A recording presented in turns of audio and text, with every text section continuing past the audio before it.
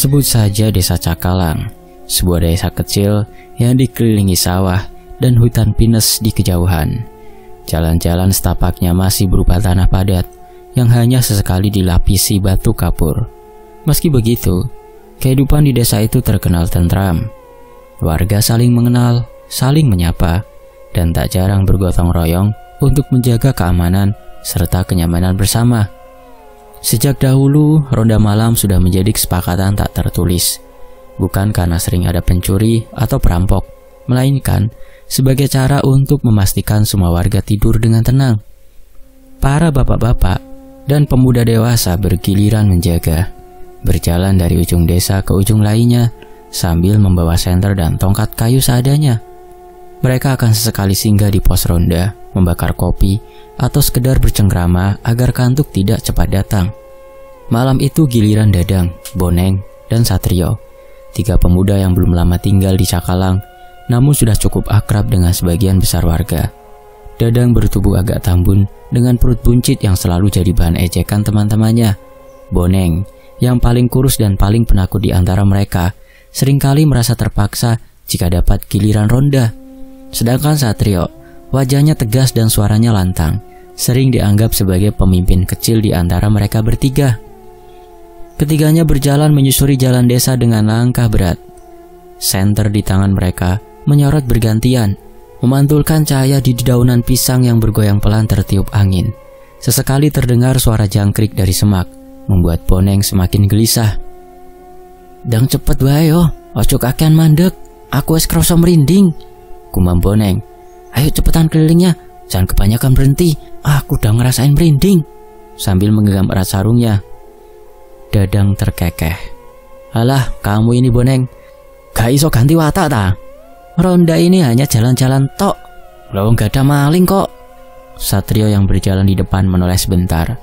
Sorot matanya tajam, seperti sedang memandangi sesuatu di kejauhan. Itu siapa?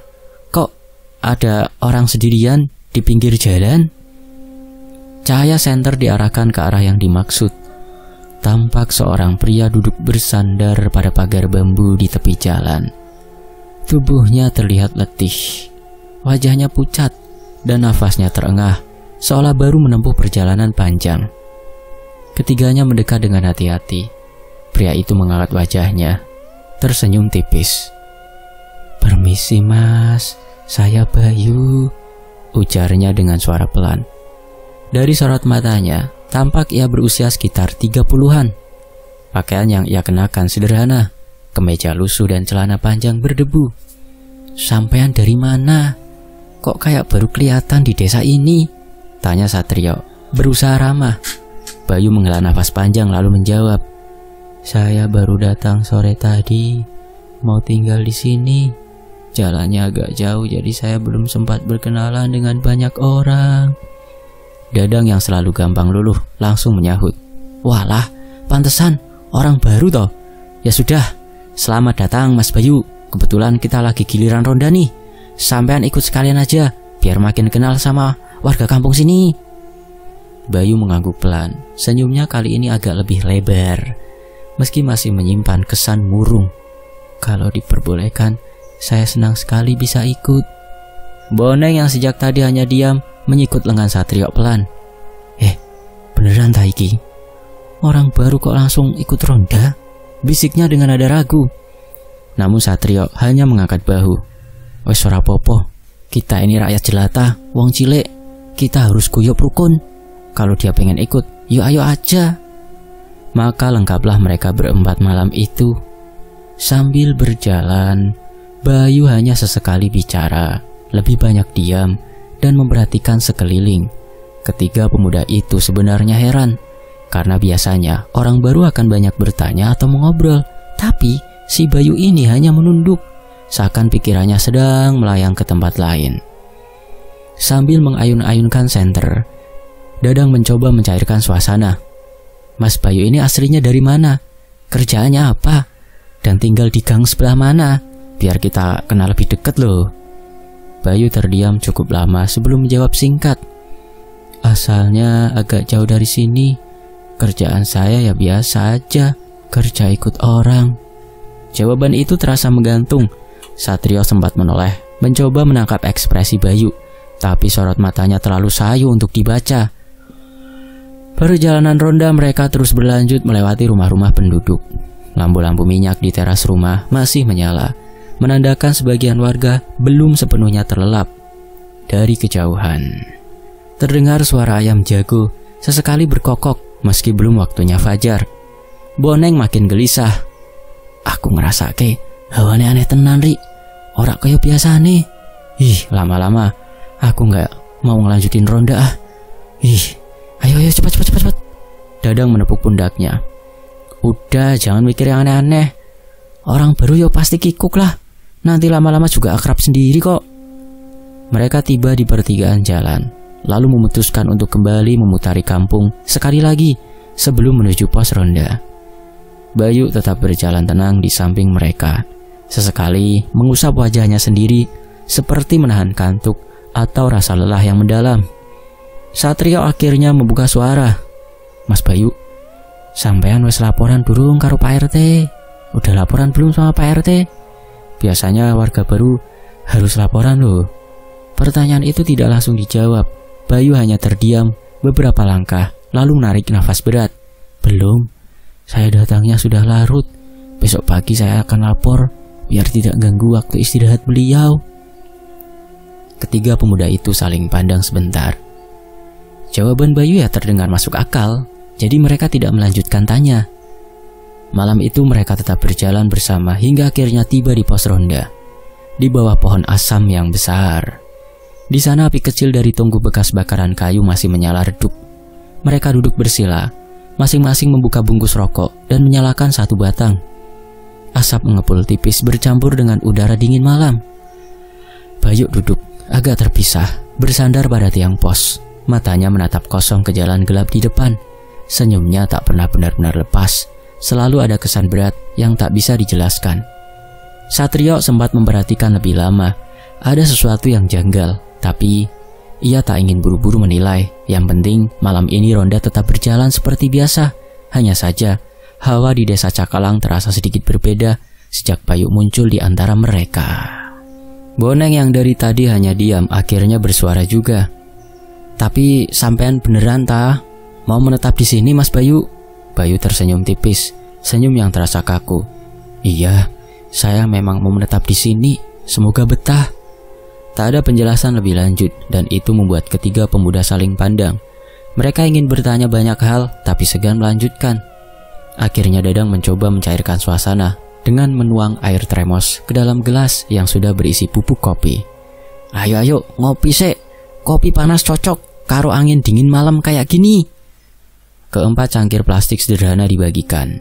Uap hitam pekat mengepul, memberi sedikit rasa hangat di sela-sela jari yang menggigil. Rokok menyala, kopi terhirup. Obrolan kembali hidup walau terkesan dipaksakan. Satrio bercerita tentang hasil panen jagung yang katanya tahun ini lebih baik. Dadang menimpali dengan kisah seputar kebiasaannya mancing di sungai. Boneng meski penakut malah ikut tertawa ketika Dadang menceritakan dirinya pernah tercebur karena dikejar ular air. Hanya Bayu yang tetap tenang. Sesekali ikut tersenyum kecil, tapi matanya tak pernah benar-benar hidup. Ada jarak yang tak bisa dijembatani. Seolah ia hadir, tapi sekaligus tidak sepenuhnya ada di sana. Sampean kerjane opo Mas Bayu? Tanya Dadang akhirnya, dengan nada basa-basi. Bayu menunduk sebentar, mengaduk-aduk kopinya tanpa diminum. Kerjaan saya biasa aja.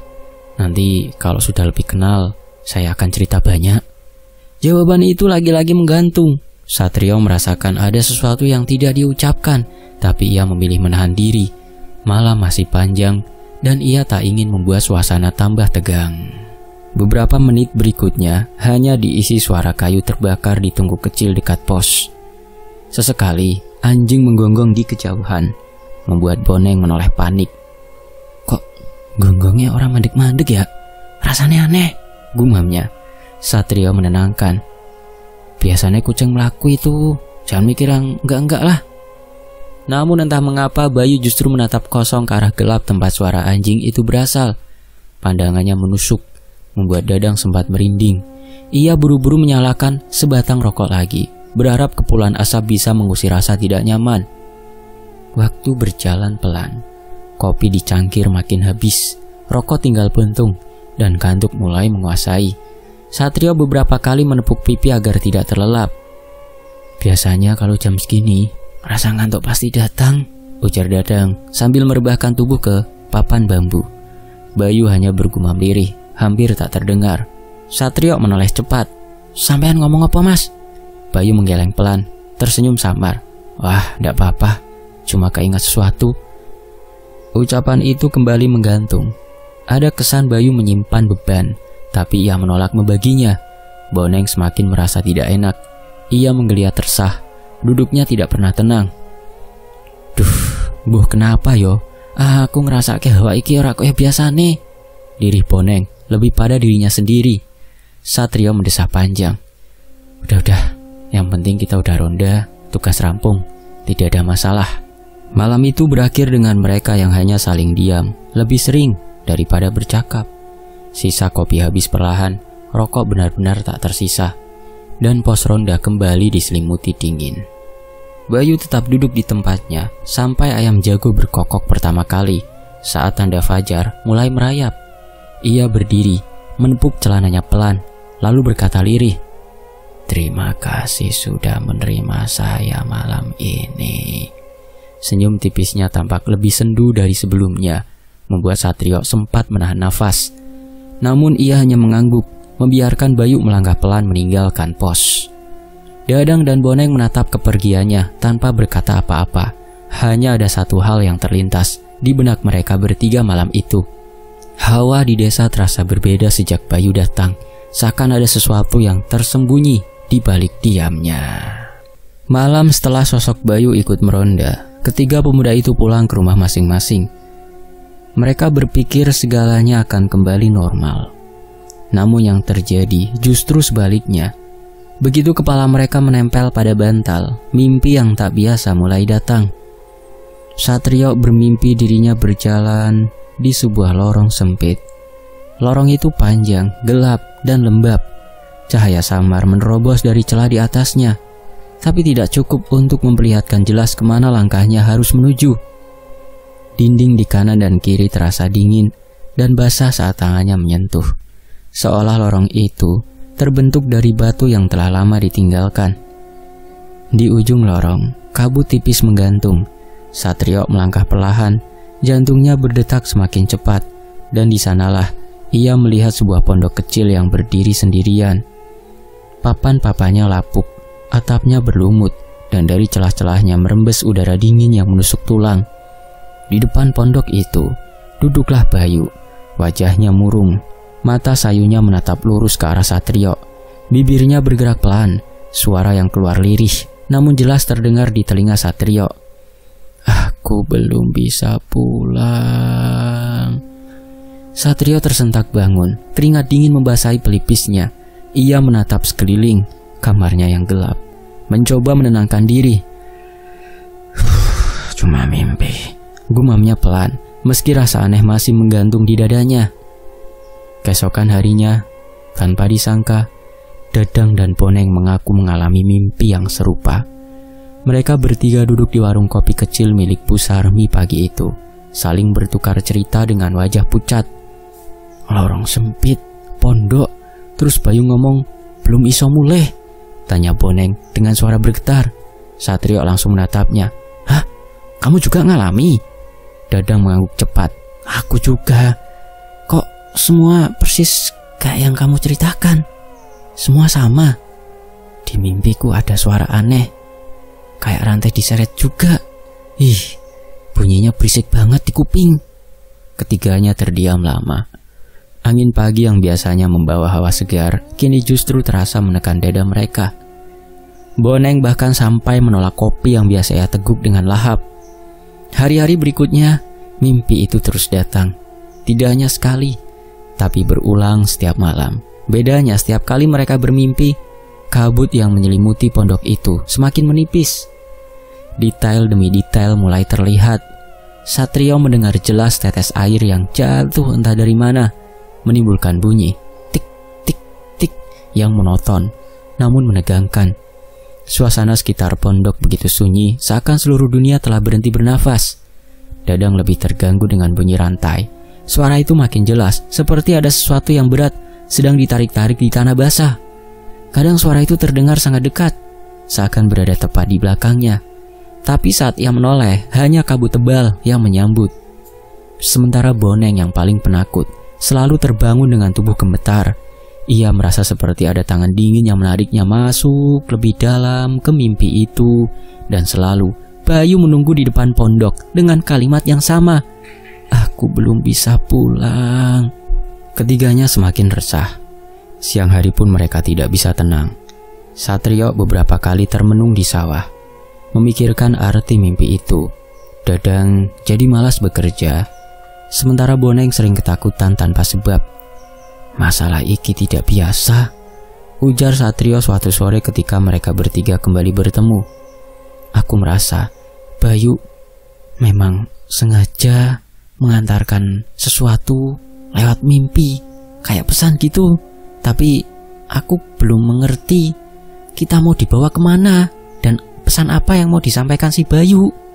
Dadang mengangguk berat. Aku juga ngerasa yang sama. Pasti ini semua ada maksudnya."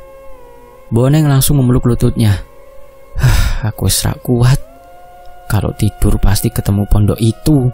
Dan Bayu bilang, "Aku tidak bisa, aku belum bisa pulang." Bikin suasana jadi tidak tentram. Malam berikutnya mimpi itu kembali hadir. Kali ini lebih jelas dari sebelumnya. Satrio bisa melihat di sekitar pondok ada tanah yang becek, seakan habis diguyur hujan. Ia bahkan bisa mencium bau lembab menusuk hidung. Bayu duduk di kursi reot, kepalanya sedikit menunduk. Suaranya lirih namun penuh tekanan. "Aku terjebak di sini. Aku belum bisa pulang." Satrio berusaha bertanya dalam mimpinya. Pulang kemana, Bayu? Apa yang kamu inginkan dari kami?" Tapi mulutnya tak bisa bersuara, lidahnya kaku. Tenggorokannya seolah terikat. Di sisi lain Dadang dalam mimpinya mendengar rantai yang kali ini bukan hanya diseret, tapi juga dihempaskan. Duar! Suara besi menghantam kayu membuatnya terbangun sambil megap-megap. Sedangkan Boneng ketakutannya semakin menjadi. Dalam tidurnya ia melihat bayangan hitam melintas di balik kabut. Bukan hanya Bayu yang ada di sana, tapi sesuatu yang lain. Sosok itu tak jelas, tapi menatap dari kejauhan, seakan mengawasi. Pagi harinya mereka bertiga sepakat bahwa mimpi itu bukan mimpi biasa. Ada sesuatu yang ingin ditunjukkan sosok Bayu, sesuatu yang tidak bisa ia ucapkan secara langsung. Satrio meski hatinya mulai goyah, berusaha menenangkan kedua temannya. Jangan takut, kalau memang Bayu ingin memperlihatkan sesuatu, kita harus berani. Tapi kita belum tahu apa yang dimaksudkan si Bayu. Dadang hanya bisa menghela nafas panjang, sedangkan Boneng gelisah sambil mengusap wajahnya sendiri. Hati kecilnya berkata, sesuatu yang mengerikan sedang menunggu mereka di balik kabut itu. Dan sejak malam-malam itu, tidur bukan lagi tempat untuk beristirahat. Tidur justru menjadi gerbang menuju lorong asing. Pondok lapuk, kabut menyesakkan, dan suara lirih Bayu yang terus berucap, "Aku belum bisa pulang." Siang itu matahari bersinar terik, memantulkan cahaya ke genteng-genteng rumah warga desa Cakalang. Angin berhembus membawa bau padi yang mulai menguning di sawah. Satrio, Dadang, dan Boneng berjalan bertiga menuju rumah Pak RT. Mereka berangkat dengan wajah serius, seolah ada beban yang menggelayut di kepala masing-masing. Dadang melangkah paling depan, membawa sebotol air minum untuk berjaga-jaga. Satrio tampak menunduk, pikirannya penuh dengan pertanyaan tentang mimpi-mimpi aneh yang mereka alami. Boneng seperti biasa, gelisah. Matanya terus menoleh ke kanan kiri, seakan takut ada sesuatu yang mengikuti mereka. "Ini kalian yakin kita harus tanya langsung sama Pak RT?" tanya Dadang, suaranya ragu. Satrio mengangguk mantap. "Ya harus. Lawang ini masalahnya tidak jelas kok. Bayu ngomong mau tinggal di sini, tapi sampai sekarang aku belum pernah lihat batang hidungnya di desa ini. Kalau memang warga baru, ya harusnya ada catatannya di Pak RT dong. Boneng menimpali dengan nada cemas. Lah kalau ternyata Pak RT tidak tahu belum ada laporan Bayu, aku malah tambah merinding mikirnya. Ya biar tahulah. Kalau kita tidak tanya, ya kita tidak akan tahu siapa Bayu itu, jawab Satrio. Mencoba tegas meski hatinya pun digelayuti rasa tak enak. Mereka akhirnya tiba di rumah Pak RT. Sebuah rumah joglo sederhana dengan halaman luas. Di teras, Pak RT sedang duduk santai, mengenakan sarung dan peci hitam sambil membaca koran lama. Begitu melihat ketiga pemuda itu datang, ia tersenyum ramah. Duh, tumben kalian bertiga kesini. Ada apa siang-siang begini? Biasanya cuma nongol kalau ronda malam, sapa Pak RT ramah. Dadang saling pandang dengan Satrio dan Boneng. Mereka tampak bingung memulai. Akhirnya Satrio memberanikan diri. Begini Pak. Kami mau tanya soal warga baru, namanya Bayu. Kemarin malam dia ikut ronda sama kami Pak. Pak RT mengernyitkan dahi. Bayu? Bayu siapa? Saya ndak tahu, ndak kenal Boneng langsung tercekat. Ia melirik Dadang, berharap ada yang bisa menjelaskan lebih rinci. Bayu Pak, umurnya sekitar 35 tahunan lah. Datang malam-malam, katanya baru pindah ke desa ini. Dia juga nanti mau lapor ke panjenengan Pak RT, jelas Satrio. Pak RT menggeleng pelan. Tidak ada yang lapor ke sini. Sejak kalian datang 3 bulan lalu, tidak ada warga baru lain yang masuk. Kalian bertiga saja yang sudah saya catat. Kalau memang ada yang baru pindah, harusnya dia datang ke saya, kasih fotokopi KTP sama kakak, itu wajib. Tapi sampai sekarang gak ada. Keheningan mendadak menggantung di teras rumah itu. Dadang menatap Satrio dengan wajah pucat. Sementara Boneng sudah mengusap tengkuknya yang basah oleh keringat dingin. Pak, kami benar-benar ketemu orang itu. Dia ngobrol sama kami, ngopi bareng, bahkan janji mau laporan. Duh, masa kami bertiga salah lihat? Tanya Dadang memaksa. Suaranya meninggi karena panik. Pak RT menatap mereka heran. Saya mengerti kalian serius, tidak bercanda dan tidak main-main. Tapi saya sudah jawab. Di data saya tidak ada nama Bayu. Kalau ada orang asing yang masuk tanpa lapor, kalian seharusnya langsung bawa ke saya. Jangan dibiarkan ikut ronda sembarangan. Boneng akhirnya buka suara, lirih dan gemetar. Pak, jangan-jangan orang itu bukan manusia. Pak RT menghela nafas panjang. Ia menatap mereka dengan wajah prihatin. Saya tahu kalian masih pendatang, termasuk warga baru. Kadang-kadang orang baru suka salah paham. Desa ini aman kok, tidak ada masalah. Jangan cepat percaya sama hal-hal aneh. Kalau ketemu orang asing lagi, langsung lapor ke saya. Jangan dibawa macam-macam. Satrio menunduk, mencoba menghormati Pak RT, meski hatinya kalut. Baik Pak, terima kasih banyak. Kami cuma ingin memastikan saja. Mereka bertiga pamit dan berjalan pulang. Jalanan desa yang biasanya terasa hangat dan ramah, kini mendadak mencekam. Angin siang yang kering seakan membawa hawa dingin menusuk ke kulit mereka. Sesampai di bawah pohon besar dekat sawah, Dadang menghentikan langkahnya. Aku gak bisa terima, Sat. Bayu jelas-jelas ada di pos ronda kok. Aku juga lihat sendiri dia minum kopi, hisap rokok. Kalau kata Pak RT gak ada, terus siapa yang kita temui semalam? Dan tentang mimpi-mimpi kita? Satrio menatap tanah kosong, matanya penuh kebingungan. Aku juga gak ngerti, tapi aku yakin Bayu bukan bayangan. Kita semua ketemu langsung kok, bahkan mimpi kita pun sama. Itu bukan kebetulan. Boneng hampir menangis, suaranya bergetar. Aku gak sanggup kalau harus ketemu Bayu lagi. Rasanya dia bukan manusia. Dari awal tatapannya aja udah beda kok.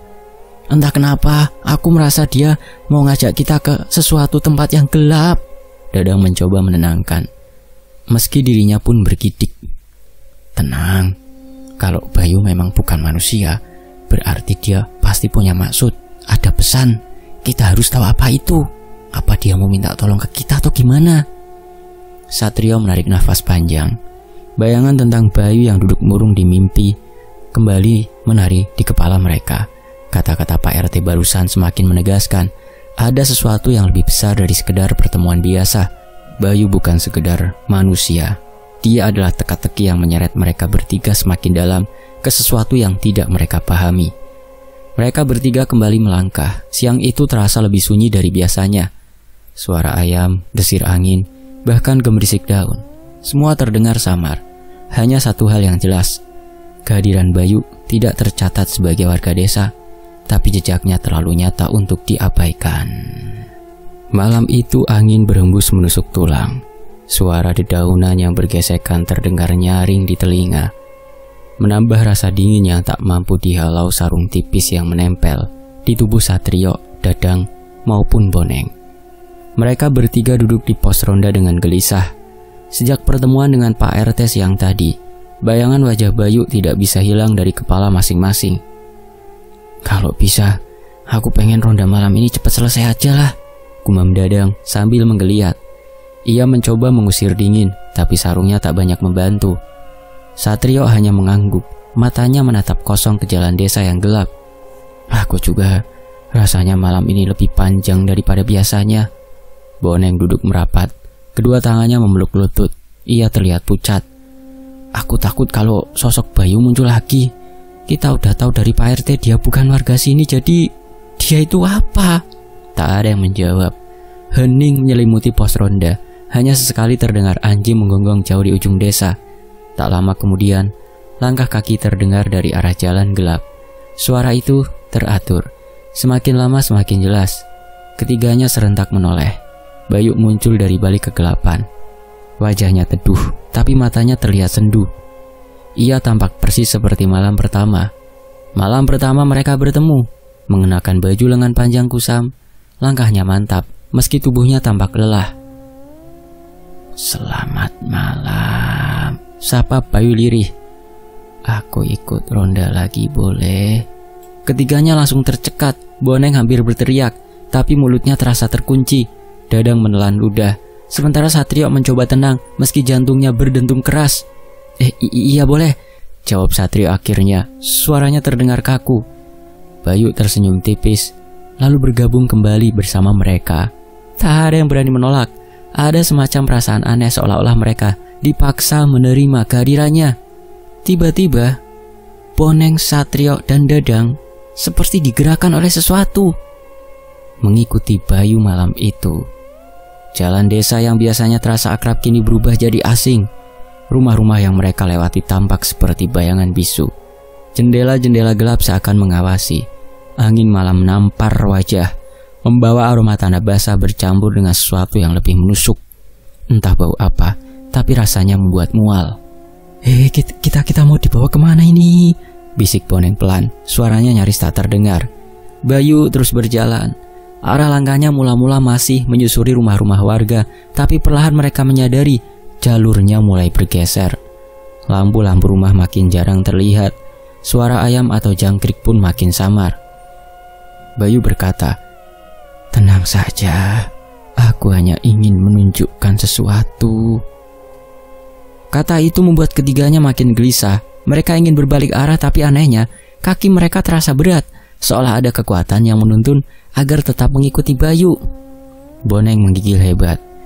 Ia mencoba menahan, tapi ketakutannya memuncak.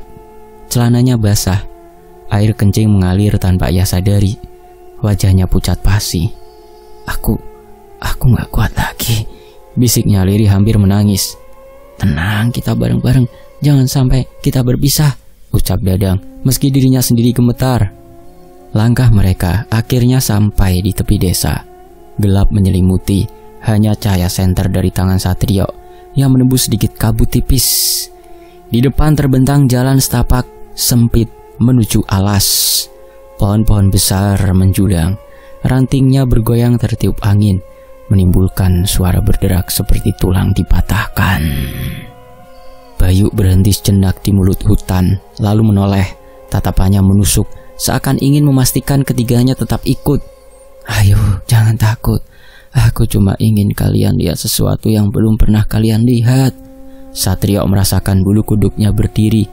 Kata-kata itu sama persis dengan bisikan yang pernah ia dengar samar-samar dalam mimpinya. Dadang menggertakkan gigi, mencoba menahan rasa gemetar. Sementara Boneng sudah hampir tak bisa mengendalikan tubuhnya yang gemetar hebat. Tanpa menunggu jawaban, Bayu melangkah masuk ke dalam hutan.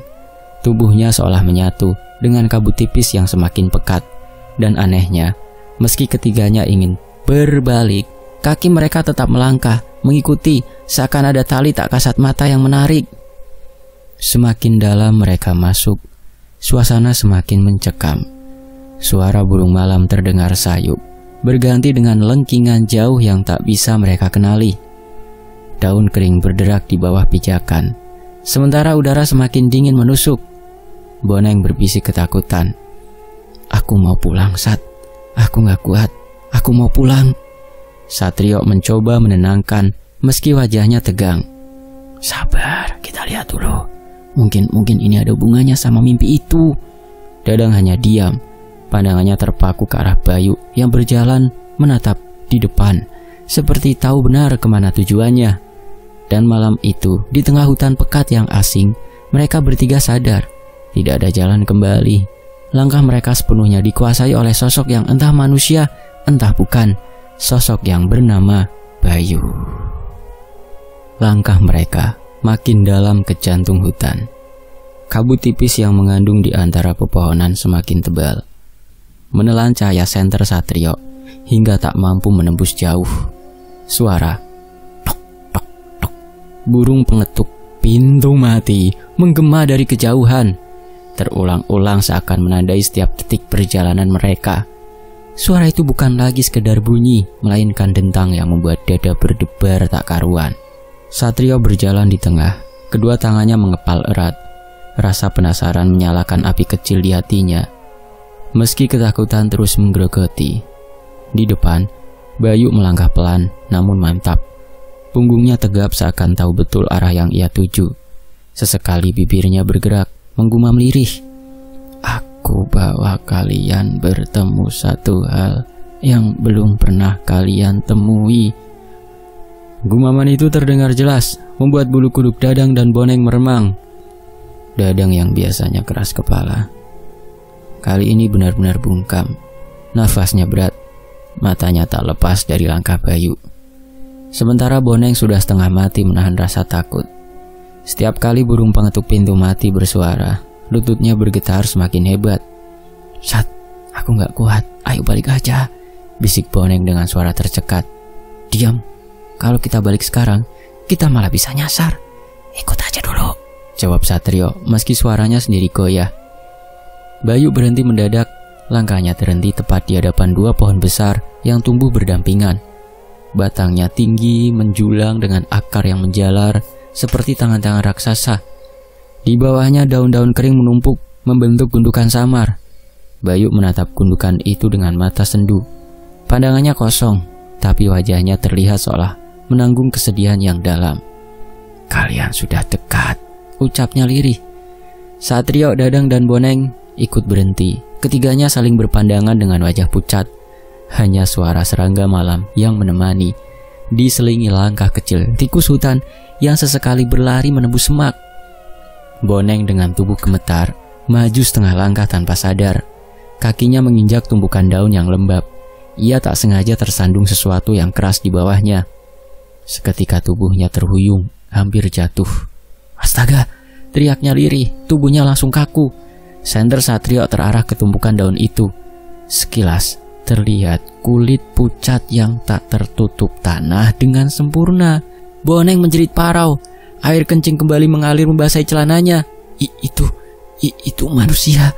Satrio terdiam, nafasnya tercekat. Dadang menutup mulut dengan tangan. Wajahnya pucat pasi. Di depan mereka terbaring tubuh manusia yang sudah mulai membusuk. Pakaiannya masih melekat meski compang-camping. Wajahnya rusak sebagian, namun jelas terlihat wajah itu adalah Bayu. Mereka bertiga membeku. Rasanya mustahil karena Bayu yang berjalan bersama mereka masih berdiri di hadapan, menatap tubuh itu dengan tatapan penuh duka. "Ya Tuhan," bisik Satrio. Matanya bergeser dari jasad yang membeku ke arah Bayu yang masih tegak. Kalau itu tubuhmu, lalu kamu siapa? Bayu tidak menjawab langsung. Ia hanya berdiri di sana, sorot matanya sayu. Sesaat cahaya senter seakan menembus tubuhnya, membuat sosoknya terlihat samar, seperti bayangan yang bisa hilang kapan saja. Dadang memegangi kepala, suaranya bergetar. Aku gak sanggup lihat ini. Ini gila. Kita dari tadi jalan sama hantu. Boneng sudah terisak, tangannya menutup wajah. Aku bilang apa? Dari awal aku udah curiga. Dia bukan manusia. Dia udah mati saat. Namun Bayu tiba-tiba membuka suara. Nadanya tenang namun berat, seperti datang dari tempat yang jauh. Aku memang sudah mati. Aku terjatuh di sini. Malam itu tak ada yang tahu, tak ada yang menolong. Aku hanya ingin seseorang menemukan jasadku agar aku bisa benar-benar pulang. Sosok Bayu berdiri di depan mereka, menoleh perlahan. Sorot matanya yang sendu membuat Satrio tak bisa berpaling. Lalu tanpa peringatan, Bayu menyentuh bahu Satrio. Sentuhan itu dingin, menusuk sampai ke tulang.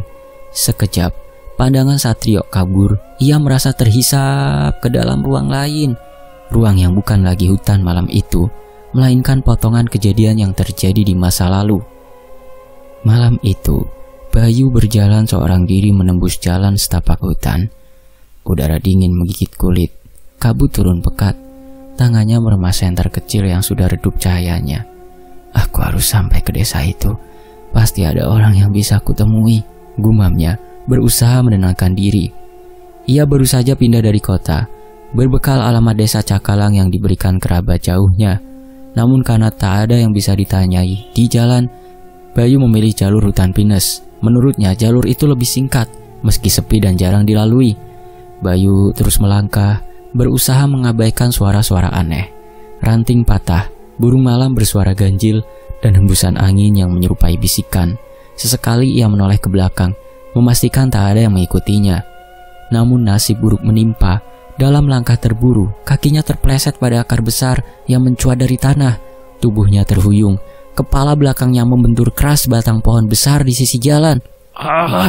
Jeritanya hanya sesaat sebelum tubuhnya ambruk.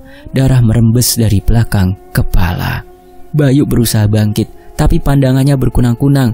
Nafasnya terengah. Ia sempat meraih ranting di dekatnya, mencoba menyeret tubuh, namun tenaganya terkuras. Suaranya lemah, hanya bergema di antara pepohonan yang bisu. Tak ada siapapun. Jalan ini memang jarang dilalui. Orang-orang desa lebih memilih jalan pintas di sisi barat dekat sawah, yang lebih terang dan ramai. Bayu yang tak tahu memilih jalur salah. Di bawah dingin malam, tubuhnya melemah, pandangannya mengabur, lalu gelap. Satrio terperanjat. Ia kembali ke kesadarannya, berdiri lagi di hadapan jasad yang membusuk. Nafasnya tersengal, wajahnya pucat pasi. Sosok Bayu masih menatapnya, kini dengan senyum getir. Itu caraku mati, ucap Bayu lirih. Tak ada yang tahu, aku terjebak di sini antara hidup dan mati, sampai akhirnya kalian mau mendengarku. Dadang mengusap wajahnya, tak percaya dengan semua yang baru mereka saksikan. Jadi selama ini kamu cuma ingin jasadmu ditemukan? Bayu mengangguk pelan. Aku hanya ingin pulang dengan tenang. Boneng yang sedari tadi menangis menatap Bayu dengan mata sembab. Kenapa harus kami yang kau ganggu? Kenapa enggak orang lain? Sosok Bayu tersenyum samar. Karena kalian yang pertama menerima aku tanpa menolak. Hanya kalian yang bisa melihatku, mendengarku. Suasana hening. Bayu menatap sekali lagi ke arah jasadnya, lalu memandang ketiga pemuda itu. Perlahan tubuhnya mulai tampak tembus cahaya, semakin samar. Kabut di sekitarnya seperti menelan wujudnya sedikit demi sedikit. Sebelum benar-benar hilang, Bayu berbisik, terima kasih, karena kalian aku akhirnya bisa pulang. Setelah itu sosok Bayu lenyap. Tak ada lagi yang berdiri di hadapan mereka, hanya dingin hutan dan jasad yang tergeletak bisu di bawah pohon besar. Pagi harinya, Desa Cakalang digembarkan kabar penemuan mayat di hutan. Dadang, Satrio, dan Boneng melaporkan kejadian itu pada Pak RT. Warga pun berbondong-bondong datang, membawa cangkul dan kain kafan. Jenazah itu diangkat dengan hati-hati, meski sudah membusuk, masih bisa dikenali. Bayu, pria yang dikira warga baru oleh ketiga pemuda ronda, tak ada lagi yang menyangkal. Pak RT menghela nafas panjang, menatap jenazah yang terbujur. Kasihan, rupanya dia ingin menyampaikan pesan. Warga pun mengurus pemakaman dengan layak, doa-doa dipanjatkan, tanah merah ditimbun, dan batu nisan sederhana dipasang. Tak ada keluarga yang hadir, tapi warga Cakalang berusaha memperlakukan jasad itu dengan hormat, seakan dia benar-benar bagian dari desa. Dadang, Satrio, dan Boneng berdiri agak jauh, menyaksikan prosesi itu dengan hati campur aduk. Rasa takut yang sempat mencekam berganti dengan iba. Sekarang dia sudah tenang, bisik Satrio. Dadang mengangguk pelan. Mungkin itu memang maksudnya. Dia nggak pernah berniat jahat sama kita. Dia cuma butuh bantuan. Boneng meski masih pucat, akhirnya berani bicara. Aku lega. Semoga dia tidak muncul lagi. Sejak hari itu, sosok Bayu tak pernah terlihat lagi. Tidak di pos ronda, tidak di mimpi, tidak di jalan gelap. Malam-malam ronda kembali berjalan seperti biasa, hanya ditemani obrolan ringan, kopi, dan rokok. Tapi bagi ketiga pemuda itu, bayangan malam bersama Bayu tak akan pernah hilang dari ingatan. Setiap kali mereka melewati hutan, mereka selalu teringat. Ada seseorang yang dulu pernah tersesat di sana, mencari jalan pulang, dan akhirnya menemukan ketenangan lewat mereka. Desa Cakalang tetap tentram. Namun bagi Dadang, Boneng, dan Satrio, malam ronda tak lagi sama. Mereka tahu, di balik sunyi selalu ada cerita yang menunggu untuk terungkap. Dan nama Bayu akan selalu menjadi bagian dari cerita itu. Tamat. Demikianlah sebuah kisah. Semoga terhibur. Tony FS pamit. Sampai jumpa di kisah berikutnya. Wassalamualaikum. Mohon maaf jika ada intonasi kata yang kurang berkenan.